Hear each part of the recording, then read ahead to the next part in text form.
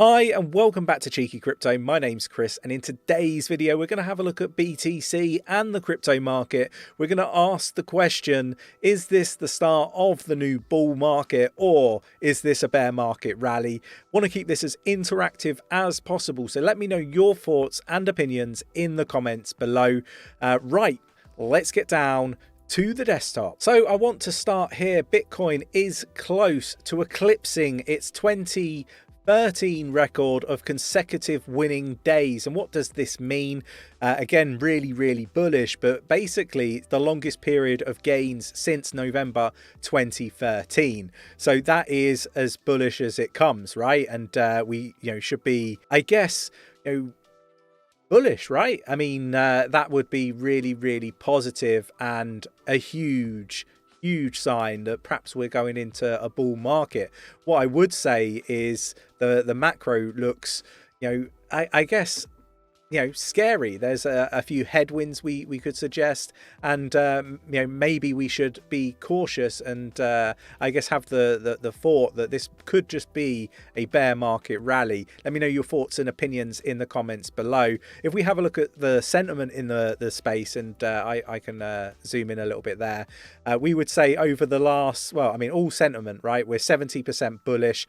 Last week was 67% bullish, and the last 3 days we're 60% bullish across sentiment. Now, sentiment is something that is really important in the space. I think it's something that we need to be, conscious of, monitoring, and you can do this in many different ways. You can have a look at the search terms for Bitcoin, which I believe are down, how the sentiment is on the likes of crypto Twitter, for example. There is so much that is important when it comes to monitoring sentiment. I think sentiment is a powerful mechanism to get an idea of where the market is going, but at the moment that doesn't really tell us much about where we are expecting to go in the crypto space. One thing that I would say is, don't forget, we got 50% off of the courses at 𝗕𝗘𝗪𝗀𝗀𝗪. The code is Happy New Year, and link is in the description. Definitely check that out.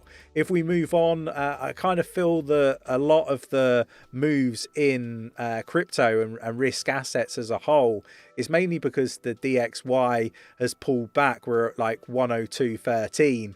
Don't forget that most of the pairings for cryptocurrency are in the native currency of the US, right, the dollar, and you see this with USDC, USDT, BUSD, just to name a few. So we should be mindful that this could just potentially be the fact that the US dollar has taken a decline in value over the last few days, and we should probably be aware of things that could upset that apple cart, right, and be aware of what those things are.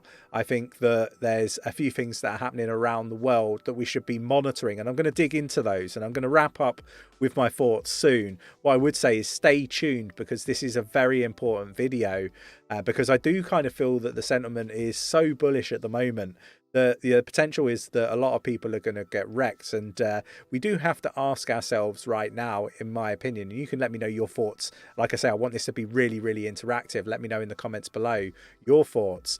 But who benefits the most from this rally? There's a lot of liquidity that's been built up, a lot of opportunity for short squeeze, particularly on the likes of FTT. I mean, who's buying that shit? Let me know your thoughts, your opinions in the comments below.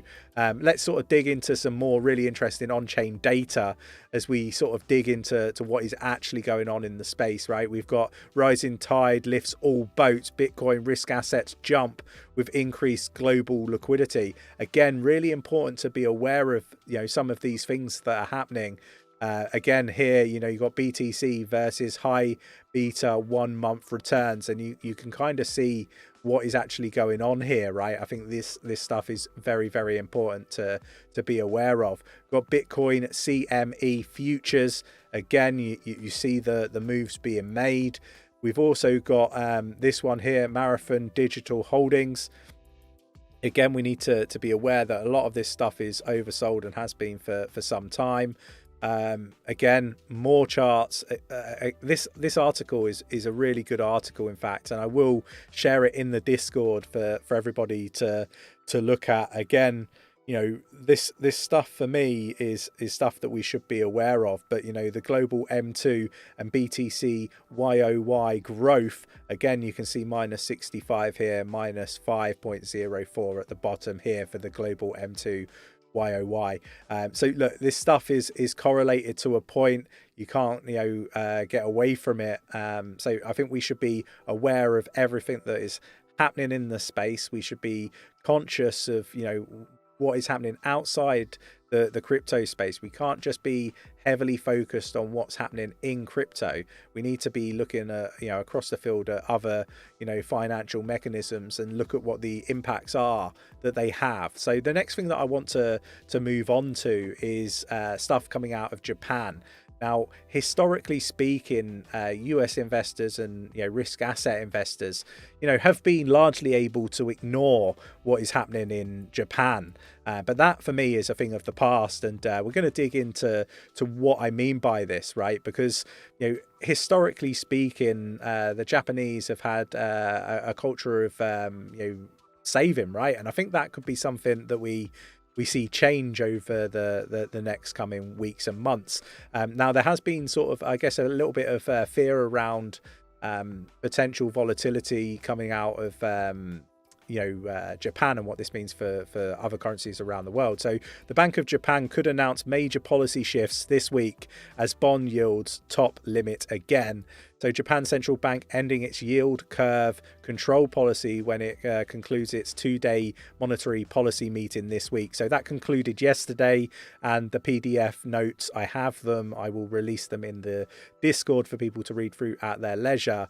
The move comes less than a month after the Bank of Japan caught markets off guard by widening its tolerance range for 10-year Japanese government bond yields. The dollar is down almost 14% against the yen over the last 3 months, and the 10-year bond yield has jumped from 0.256% on the 19th of December to around 0.502 on Monday. So this stuff is really, really important, and there has been a lot of fears about it, and it looks like it's transitioned okay, and perhaps, you know, people were potentially worrying when they didn't really need to. So, you know, that's a positive thing that we've kind of seen today. But I do, you know, believe that this is something we need to monitor and keep an eye on, because just because today seems to be okay, you know, I think that we've got some volatile times ahead if they do sort of go down and pursue that. So, you know, keep an eye on Japan is something that I'm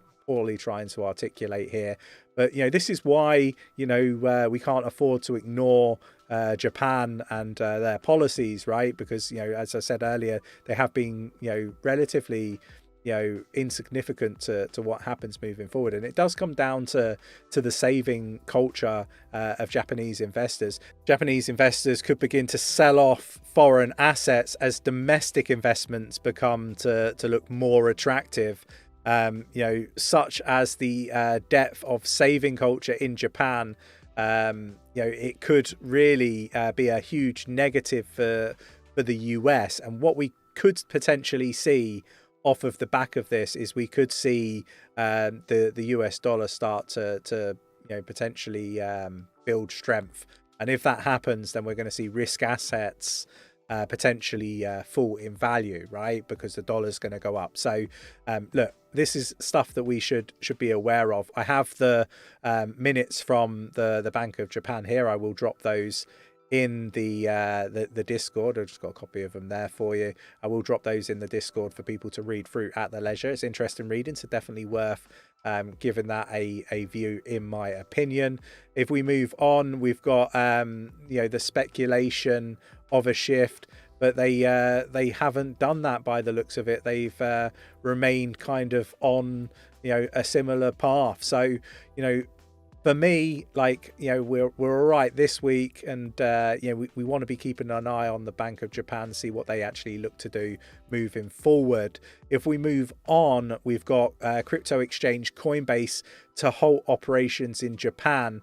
Again, they talk about the exchange and I guess the volatile market conditions being the reasoning for moving away from Japan. Now, what I would say is that is very concerning for me from 2 points of view. Why are they moving away from Japan, where Japan is got a culture of saving and investing?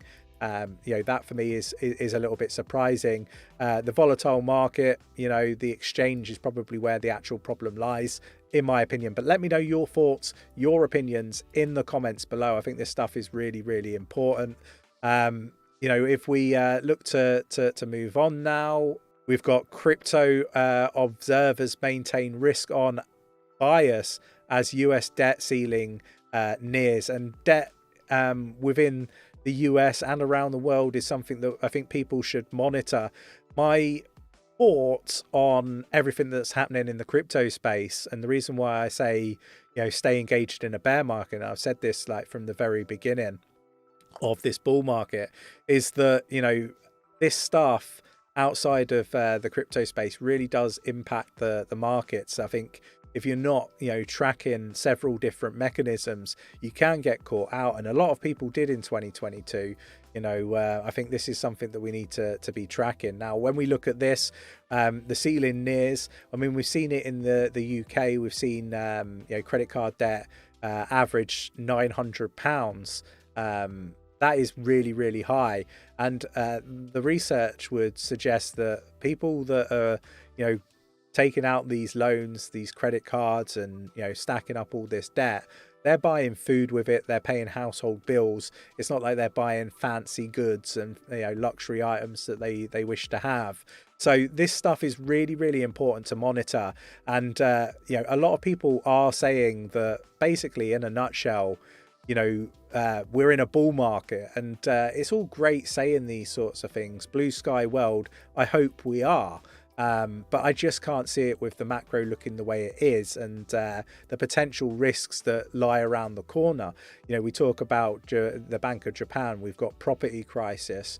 We've got the war going on in Europe. We've got potential exchange issues.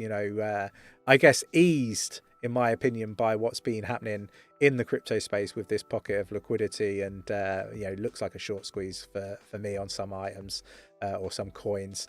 Crypto company DCG suspends dividends amid distress at Genesis unit. So again, this is not looking positive at all. I have mentioned the fact that Genesis, Gemini and Grayscale are all very risky at the moment. Again, this for me is kind of the next sort of thing that's going to sort of be the mechanism within the crypto space to pull the markets down. My stance on the crypto market at the moment is this is a bear market rally in a recession, supported by other mechanisms like the US dollar, and stuff like that. So look, there will be lots of people that point at historic data, indicators, and all these wonderful magical items that basically tell you the bottom is in. My thoughts and my opinions are I would rather be risk averse and be focused on making sure that the bottom is actually in before making any big investments. Let me know your thoughts, your opinions. For me, the bottom might not be in, and it's going to be a couple of weeks before we kind of have what I would class as sufficient I guess confirmation that we are in a bull run. So at the moment, again, it's preserve capital, be careful navigating this space. I hope you enjoyed today's video. If you did, support the channel by mashing up that like button. Subscribe if you haven't subscribed already. Tapping that bell, selecting all those notifications so you never miss a video, and I will catch you in the next one. Take care.